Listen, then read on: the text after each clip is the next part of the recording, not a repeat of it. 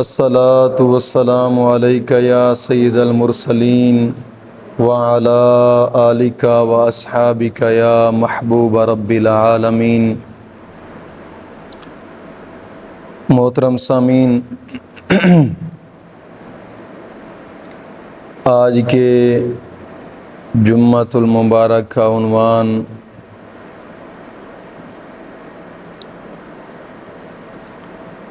دنیا کی پہچان اور دنیا کی چمک دھمک اور دنیا کی اصل حقیقت کیا ہے، یہی احادیث مبارکہ کی روشنی میں انشاءاللہ العزیز سمجھیں گے۔ دعا ہے کہ مولا کریم سمجھنے کی اور سمجھ کر پھر اس پر عمل کرنے کی توفیق عظیم عطا فرمائے۔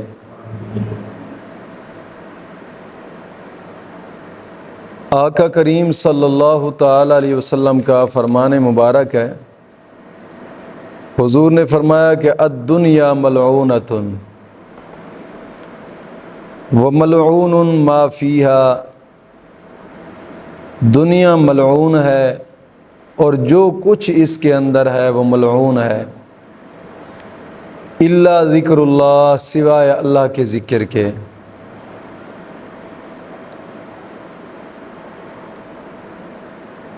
وما والہ، جو اس میں مدد کرے۔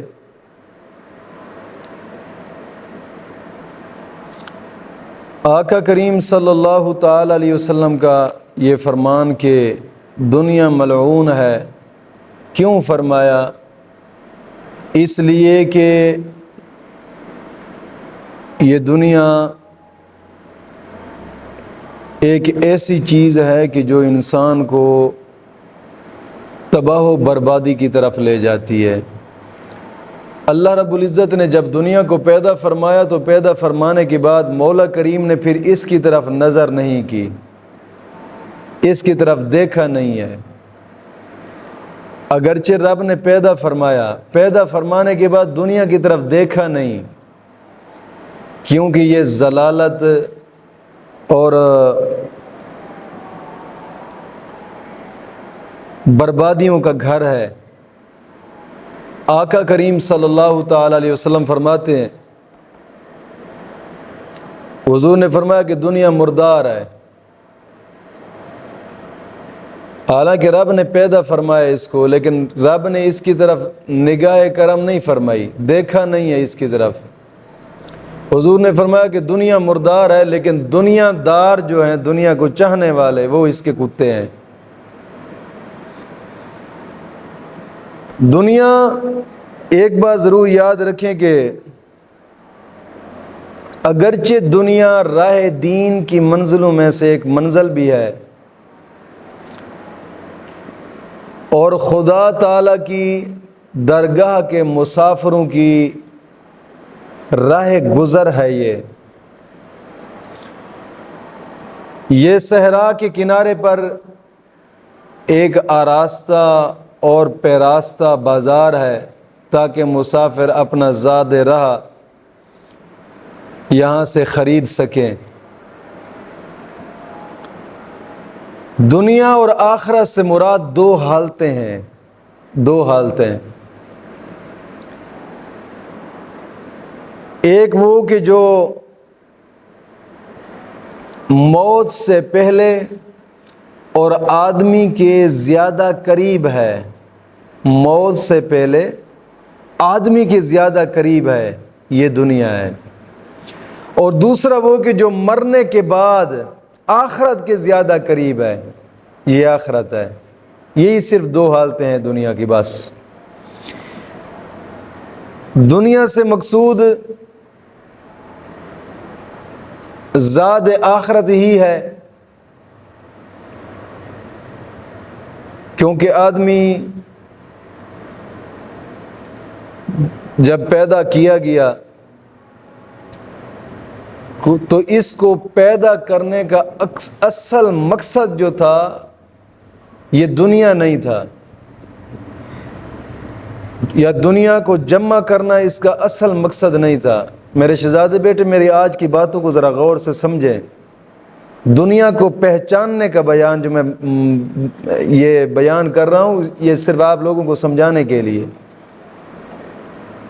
ورنہ جو لوگ یہاں بیان سنتے ہیں وہ مجھے پتہ ہے۔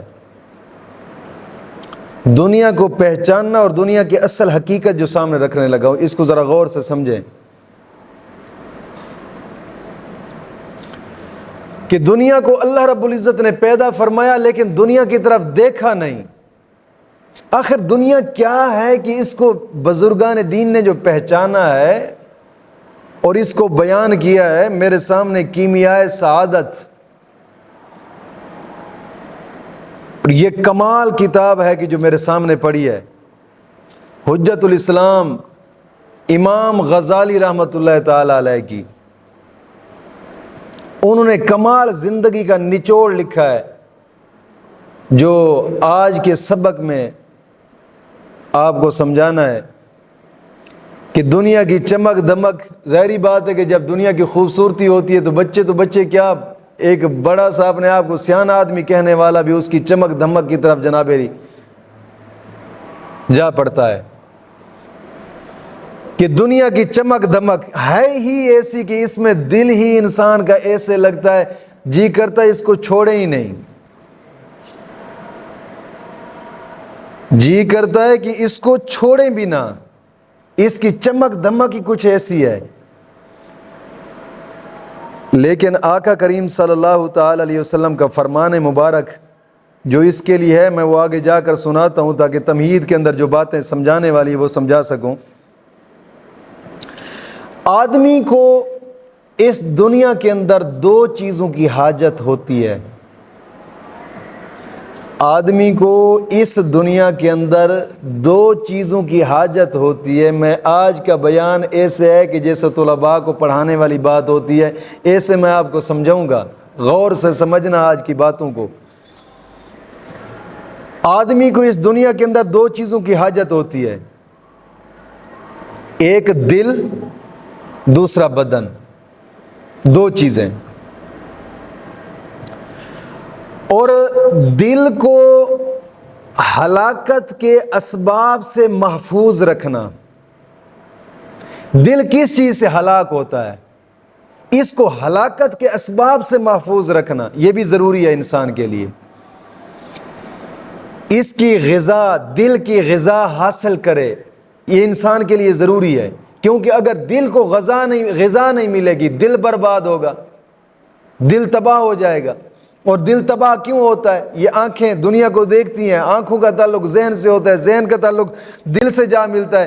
یہ دل تک بات پہنچانے والی جو چیزیں، یہ تو آنکھیں ہیں۔ اور دل جب ہلاک ہوتا ہے، برباد ہوتا ہے، اس کو بربادی سے بچانے کا جو سبب ہے وہ بھی انسان کو حاصل کرنا ضروری ہے۔ اور دوسری چیز ہے بدن۔ بدن جو ہے، اس بدن کو بھی ہلاکت سے بچانا ضروری ہے۔ دل ہلاکت سے کیسے بچے گا؟ دل ہلاکت سے ایسے بچے گا کہ دل کی غذا، یہ جو کھانے پینے والی چیزیں، یہ چیزیں کوئی دل کی غذا تو نہیں ہے، یہ تو بدن کی غذا ہے۔ ہم کھانا کھاتے ہیں، پانی پیتے ہیں، جناب علی سیب کھاتے ہیں، آم کھاتے ہیں، جو بھی دنیا کے اندر رب کی نعمتیں ہیں، یہ تو بدن کی حفاظت کے لیے، بدن کو بچانے کے لیے۔ دل کو بچانے کے لیے یہ چیزیں نہیں ہیں۔ دل کی ایک ہی غذا ہے جس کا رب نے قرآن کریم کے اندر بیان فرمایا، الا بذکر اللہ تطمئن القلوب۔ اللہ فرماتا ہے کہ دل کا سکون میرے ذکر میں ہے۔ مطلب کیا ہے کہ دل کی غذا ہی اللہ کا ذکر ہے۔ حضرت جنید بغدادی رحمت اللہ تعالی علیہ، رب کے ولی گزرے ہیں، آپ نا ایک مرتبہ حجام کی دکان میں گئے حجامت بنوانے کے لیے، تو دل بھی چل رہا تھا رب کے ذکر سے اور زبان سے بھی رب کا ذکر کر رہے تھے۔ مونچھیں چھوٹی کرانے لگے، کیونکہ مونچھوں کو پست کرانے کا حکم ہے شریعت کے اندر کہ مونچھیں پست کرائیں، اس طرح مروانے کا حکم نہیں ہے۔ اور بڑی بھی رکھانے کا حکم نہیں ہے، پست کرانے کا حکم ہے۔ مونچھیں جب پست کرانے کے لیے گئے نا، چھوٹی کرانے کے لیے گئے، تو حجام کہنے لگا کہ قبلہ ذرا اپنے ہونٹوں کو روک لیں، مونچھیں پست کرنی ہے، کہیں ایسا نہ ہو کہ کینچی سے ہونٹ بھی کٹ جائیں۔ آپ فرمانے لگے یار ہونٹ کٹتے ہیں تو کٹ جائیں، پر ہم اس یار کا ذکر نہیں روک سکتے۔ ہونٹ کٹتے ہیں تو کٹ جائیں، آپ نے ذکر کو نہ روکا، آپ نے بتایا ہے کہ لوگوں یہی دل کی غذا ہے، اور دل کو ہلاکت، کیونکہ ظاہری بات ہے جب دل کو یہ غذا نہ دی جائے رب کے ذکر والی، دل ہلاک ہو جاتا ہے، اور جب دل ہلاک ہو جائے تو انسان سارا دن رات گناہوں میں مبتلا ہوتا ہے، جب دل ہی مردہ ہو چکا ہے۔ دل مردہ، جب دل مردہ ہوتا ہے تو اس کی بظاہر علامتیں کیا ہوتی ہیں؟ دیکھیں، کوئی نہ کوئی آدمی گانا سن رہا ہوگا، کوئی فلمیں دیکھ رہا ہوگا، کوئی ڈرامے دیکھ رہا، سمجھ لو اس کا دل مردہ ہو چکا ہے، کیونکہ مردہ دل کی علامت یہی ہے۔ دل جب زندہ ہوتا ہے تو انسان ان کے قریب نہیں جاتا، اور دل زندہ کیسے ہوتا ہے؟ ظاہری بات ہے جب دل کو غذا ملے گی تو دل زندہ ہوگا۔ دل کے غذا ہی رب کا ذکر ہے، اور رب کا ذکر ہی اس کو نہ ملے وہ زندہ کیسے رہے گا؟ وہ تو مردہ ہو چکا ہے۔ دل، اب دل کی غذا رب کا ذکر، معلوم ہوتا ہے کہ دل زندہ ہی رب کے ذکر سے رہتا ہے۔ اور پھر دوسری چیز ہے جو آدمی کو حاجت ہوتی ہے، وہ ہے بدن، انسان کا بدن۔ اب بدن، ظاہری بات ہے بدن کی حفاظت کے لیے بھی کوئی چیزیں ضروری ہوتی ہیں، مثال کے طور پر تھوڑا سا کھانا۔ اب کھانا اگر جناب علی زیادہ کھایا جائے یہ ہلاکت کا سبب بنتا ہے، کھانا بالکل نہ کھایا جائے یہ بھی جسم کی ہلاکت کا سبب بنتا ہے۔ اس لیے آقا کریم صلی اللہ علیہ وسلم نے فرمایا حدیث پاک کے اندر کہ کھانا سیر ہو کر تم کھاؤ، بھوکے بھی نہ رہو اور زیادہ بھی کھانا نہ کھاؤ، اتنا کھاؤ جتنا جسم کو ضرورت ہے۔ حضرت ابو بکر صدیق رضی اللہ تعالیٰ عنہ آپ فرمایا کرتے تھے کہ میں کھانا اس لیے، مولا میں اس لیے کھانا کھاتا ہوں تاکہ تیرے ذکر عبادت کر سکوں۔ اگر مجھے میرا دل یہ چاہتا نا کہ میں کھانے کے بغیر تیری عبادت کر سکوں گا تو میں کرتا ہوں۔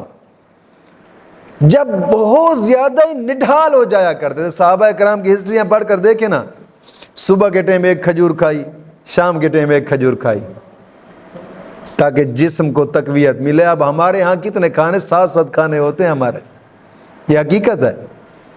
اور کچھ وقت یہ بھی ہوا کرتے تھے صحابہ کرام آدھی کھجور چوس کر گزر اوقاتا کرتے تھے، چوس کر دوسرے دوست کو دے دی، وہ اس نے چوس لی، تیسرے کو دے دی، اس نے چوس لی، چوتھے کو دے دی، پتہ نہیں کتنے صحابہ ایک آدھی کھجور کے چوسنے پر گزر اوقات کرتے تھے۔ جسم کو غذا مل رہی ہے، بس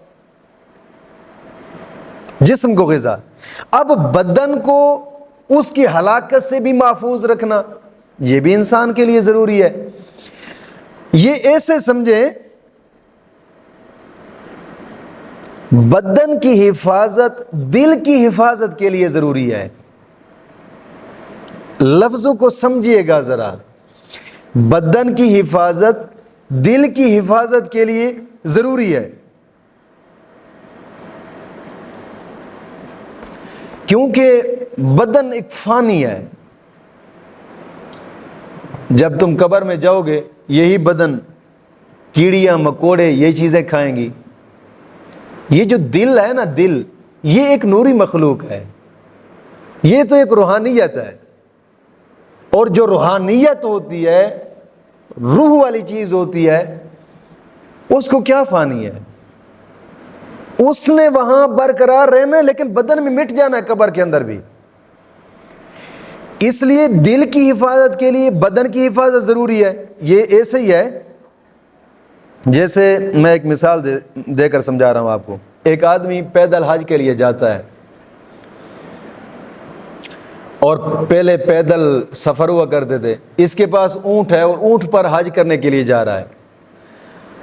اب اس کو چاہیے کہ اتنا زاد راہ اونٹ کے لیے ساتھ رکھے کہ قافلے سے بھی نہ بچھڑے، سفر بھی اس کا رہے، اس کا اونٹ بھی زندہ رہے۔ اگر اس نے اونٹ کے لیے کچھ نہیں رکھا تو ظاہری بات ہے سفر کرتے کرتے اونٹ مر جائے گا، کیونکہ اونٹ تو حاجی کے لیے ضروری ہے نا، اونٹ حاجی کے لیے ضروری ہے، حاجی اونٹ کے لیے ضروری نہیں ہے، اونٹ حاجی کے لیے ضروری ہے۔ تھوڑا سا زیادہ راہ رکھے، اگر نہیں رکھتا سارا دن جناب علی اونٹ کی حفاظت کے لیے، اونٹ کو کھلانے پلانے کے لیے رکھتا ہے، قافلے سے بچھڑ جائے گا تو پھر یہ سارا دن اونٹ کو کھلانے پلانے کے لیے رہ گیا۔ اس لیے جیسے حاجی کے لیے، حاجی اونٹ کے لیے ضروری نہیں ہے، اونٹ حاجی کے لیے ضروری ہے، ایسے ہی دل کے لیے بدن ضرورت ہے، بدن کے لیے دل کی ضرورت نہیں ہے۔ میرے ان لفظوں کو سمجھیں، یہ عجیب منطق کی بحث ہے، علوم منطق کی، جو آسان لفظوں میں